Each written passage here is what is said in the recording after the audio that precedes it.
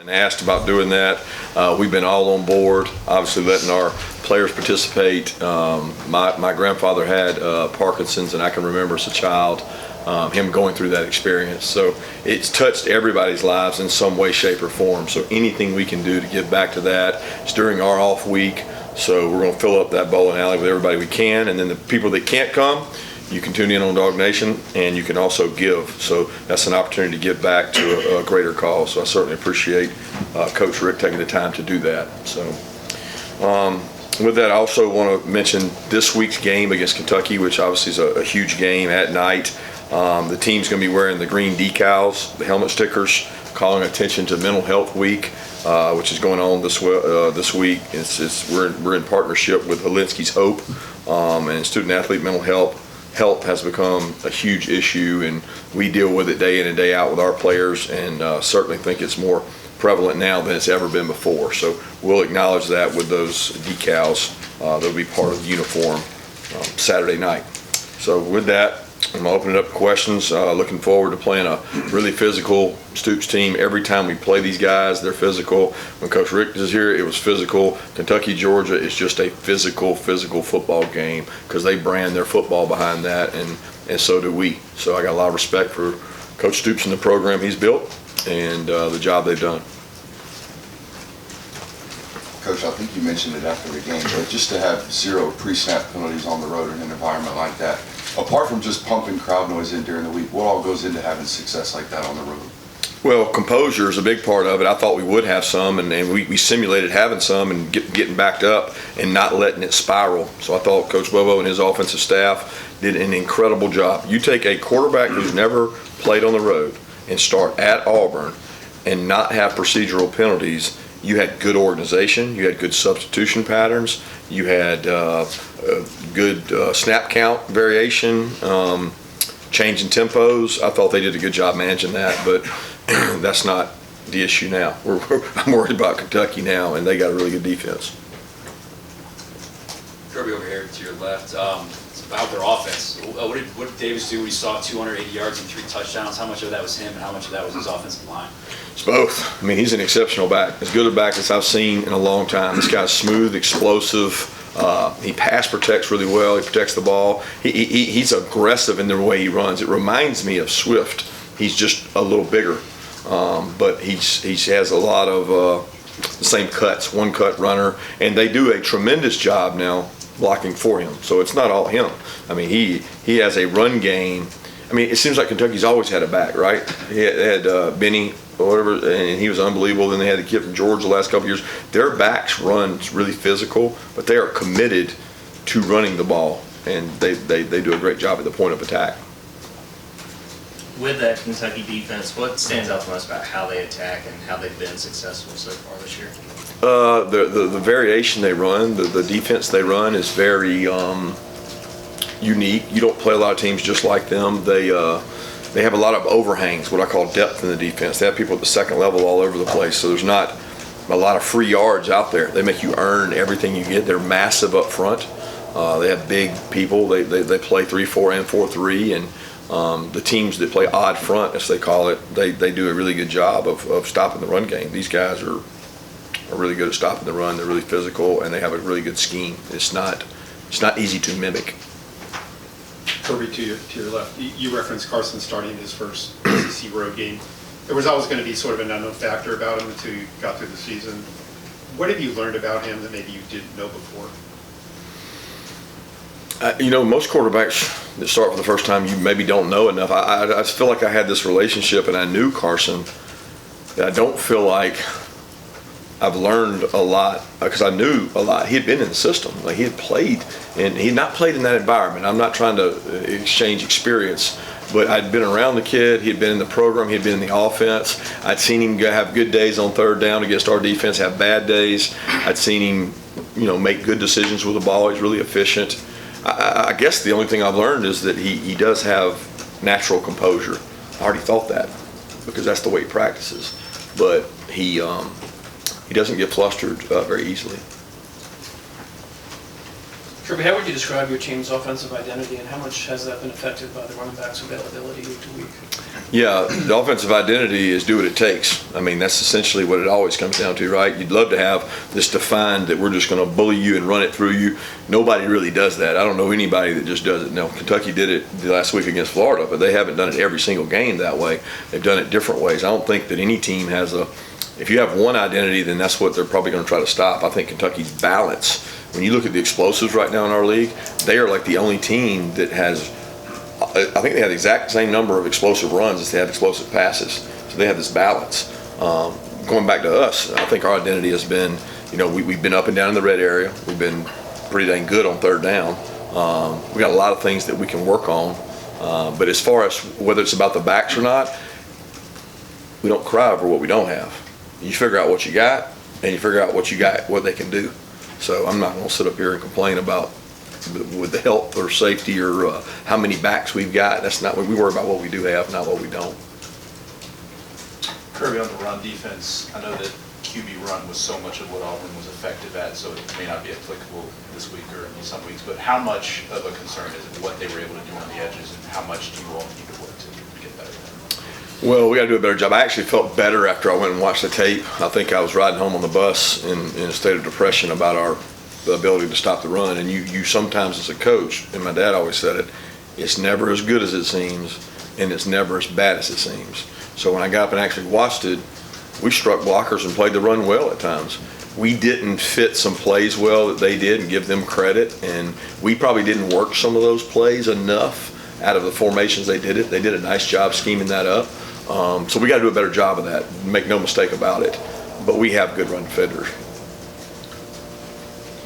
Coach, I've heard you allude to Carson being extremely calm, and did that carry over at all to the rest of the team? Did you feel a sense of calm on the road this week? I did feel a sense of calm, but I don't know if it came from him. I mean, it came from the game plan. The game plan, when you go into a place like that, like Coach Rick mentions, it's not easy there. Nobody understands that. I can't explain it. I've been there at LSU. I've been there at Alabama. I've been here as a player. Been there as an assistant coach. It's hard. It's just hard. It's hard on the road in the SEC, and it was hard Saturday. And the composure remained throughout the team, and that was part of the game plan. Kirby, early in camp, you let us all know that you had the defensive front-wise, didn't have as many disruptors as you've had in the past. How is that coming along? And then also, how good a bowler are you? Oh, man. Let me answer that first. I don't have to put the little things on, the guardrails. If he puts those on, I'm taking that belt home. I can assure you that. But I don't get to do those. My son Andrew always wants to put those up because it just provides an easy way to success.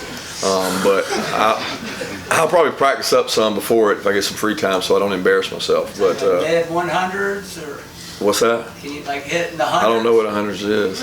I know Coach Rick can bowl because I've heard stories about scores. But what's funny is our players started going bowling when Nick and Sony and those guys were here. They would have a bowling group that played and did it all the time. Our players like to go on recruiting events and ask the players come back to the Letterman's event. They like bowling over golf. So more and more people enjoy it, and I know they'll be excited about it.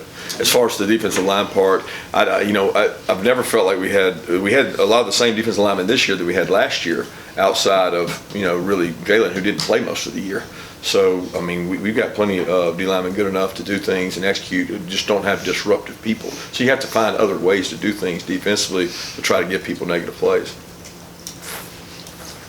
Yeah, you got Ladd and Kendall back on Saturday, but from a health standpoint, how much of it is still monitoring them and working their way back up to 100%? Yeah, just that. I mean, we're really trying to get them in shape now because we feel like they're healthy. It's a matter of, okay, can they get in shape without wearing down their legs? You don't really get in shape in season. You're either in shape or you're not, and those guys haven't had a chance to have the stamina and practice. So we try to do it other ways, non-weight bearing, underwater running. You do all the things you can do, but we're trying to get them healthy and get them to the game and maybe get them some more snaps. Kirby, I asked Tate earlier, when you look at Kentucky defensive line, you see big number 0. You kind of get Jordan Davis vibe when you look at him. Yeah, extremely athletic for a large man. They do more with him probably than we did with Jordan. They don't play him at the 0 nose. They move him out to the 5 technique, the 4 eye. They dropped him against Florida in the interception play. I mean, unique as you'll see a human being 6'6", 350 dropping. And they mix it up with the guy. He was a talented player. We recruited him here. He's gotten better. He's a kind of a wrecking ball in there. He knocks people back. Kirby, when we talked to Tate a few minutes ago, he was frustrated with the run blocking for himself and really the whole offensive line. What are you seeing just with the run blocking so far and the ways they need to improve going forward? You got to help them. You got to help them in a lot of ways. Look, there's nobody.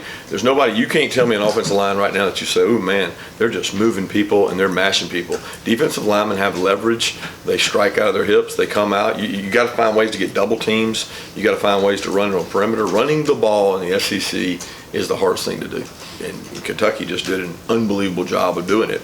But outside of that performance, it's just not easy. And I can't pinpoint one thing that we can do better, but there's a lot of things we got to do better. And that's not just an offensive line job. There's perimeter blocks, there's tight ends blocks, there's getting in the right run play, and there's the running back reads where they got to do the right thing too. It's shared responsibility, starting with me. I realize, Coach, this is a little bit of a sensitive subject, but Ray Davis comes out of the transfer portal. You guys knew you were a little bit light in the running back. Did you guys ever have a discussion about Ray Davis or any other backs because of your situation at running back this year? Not really. I don't remember anything on Ray. Somebody said something to me about that he might have expressed interest in. I never knew that. I never talked to Ray. I never had any conversation with him. And to be honest with you, we were in a situation where we had some backs coming back. We felt really good about Branson Kendall, Dejon, and the guys we had coming back. So, you're always looking for a better player, but we weren't actively pursuing anyone. And like I've told you before, most of these kids, when they go in the portal, they probably have an idea where they're going. Going back to the film from Saturday, when you were looking at it on the bus, you see things you like, things you don't. Give me your evaluation of your guard play from this past Saturday. It depends on what front they were in, Roddy. They have different fronts. You have a covered guard and you have an uncovered guard. We had some mistakes in there, a couple pass pros. We had some good plays. Auburn's defensive line played extremely hard, like every one of them will. They played really good pad level and leverage and didn't give up movement, which every one of them will. So I think across the board, offensive line and our defensive line both have to play better. And that's essentially my assessment.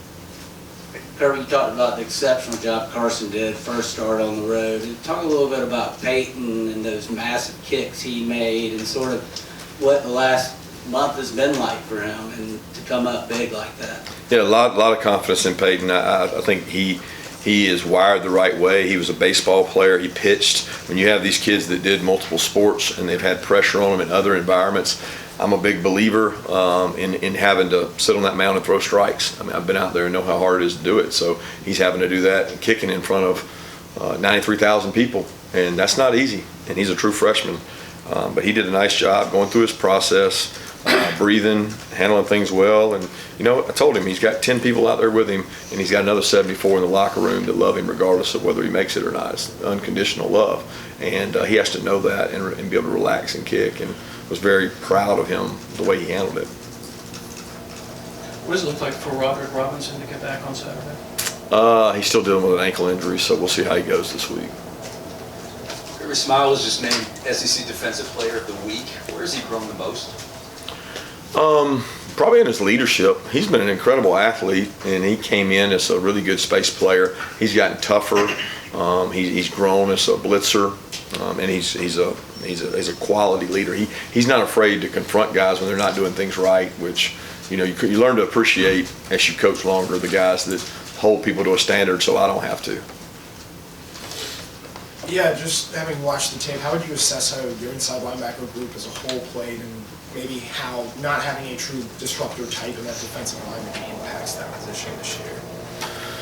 Yeah, I don't think that the defensive line impacts the inside linebacker position, but not having a disruptor, because if you have people that strike blocks and occupy blocks, then it frees the linebackers up. Sometimes a disruptor is worse for an inside backer because the offensive line's free. But it's hot and cold. We've played good for a while. We've had a few busts, a few mental busts. We miskeyed a few things.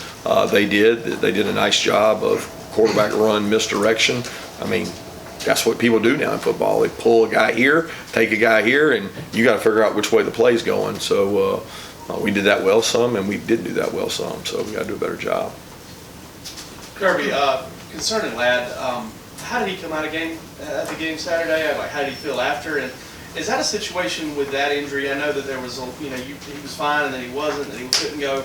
Is that one of those things where you're kind of holding your breath a little bit week to week, for him to, just hoping that it doesn't crop back up, or do you guys kind of feel like you maybe have it under control a little bit now? Yeah, no clue. I mean, we don't know if it's going to come back. I don't know. I know that the medical advice we got was to shut him down. We did that. He feels like he's recovered. He feels good. He had to progress last week to the point of full speed. Didn't bother him. So I was pleased with that part of it. He wants to be out there. The biggest thing now for him is the conditioning level and all. You took a loss on Bucky and Pierce Perlin on the road with you last week. Could they have played? Could they have played? Yeah, they could have played. Will they play this week?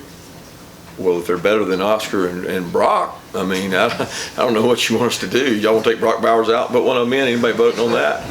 I mean, you vote that, then you're not a coach. So, but yeah, they're cleared. They're not where they need to be physically and mentally to play SEC play. They're trying to get there, but I mean, guys, this is a grown man sport. To put a true freshman out there just because you guys had him as a 4 or 5 star, it doesn't mean he's ready. I mean, it's physical out there, and it's grown man football when you watch what's going on out there. And those guys they're getting better, they're getting closer. But how many freshmen did we play the other day? I don't know. A kicker, a linebacker. I can't think of many others. Kirby, the end of the first half, can you elaborate on that 3rd and 1 and 4th and 1? I think they were lined up in pistol in both of those. Did you anticipate that? And can you talk about the plays your guys made? I mean, a lot's been made about the yards rushed for, but that run defense stop there seemed pretty pivotal at that moment. It's a big moment. We do an intensive study every week on short yardage goal line plays. I think they're deciding games more often because teams are going for it more often. And what I've learned, I watch a reel every week that is every 3rd and 1 in the SEC and every 4th and 1 in the SEC. It is hard to get a yard. You guys all think, well, you ought to be 100%. Go watch that reel. Go watch that reel and see how hard it is to get a yard.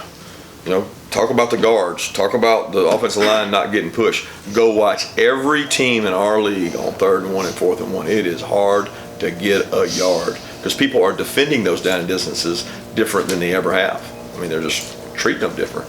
So I was proud of our defense for stopping them in those. It probably had a little bit to do with us, had a little bit to do with them. They didn't get a great front they wanted. They had a little trouble with the exchange on one of those, and Chaz got some knockback, and we cleaned it up well. But I don't want to be in 3rd and 1 and 4th and 1, to be honest with you. Let's take 2 more questions. Coach, we obviously all know how good Bowers is with the ball in his hands, but I feel like every week I see him 12 yards downfield burying somebody. Can you just talk about how good of a blocker he's become throughout his career? Yeah, most underrated part of his game. Just turn off the catches and go watch this dude block, because he tries to put him in the ground. He has an extreme amount of power in his core, in he centers. He gets his feet on people and runs his feet, and he's a really powerful weapon as a blocker too. You talked about being physically and mentally prepared with the tight end group. Oscar Dell makes a big mistake. How important was his composure and his bounce back from that moment? Oh, it's everything. I mean, it's like I said, it's not Oscar's fumble, it's our team. And our team, there were 74 men on a mission, and we were going to be there for each other no matter what happened. And we weren't going to win the game without Oscar the rest of the way. So we got to protect the ball to get where we want to go, but we got to love each other regardless. I want to thank again Coach Rick and Miss Catherine for being here, and all they've done for the Athens community, and what they're doing with this event should make a lot of people proud of UGA and what it stands for. So thanks again, and go Dogs.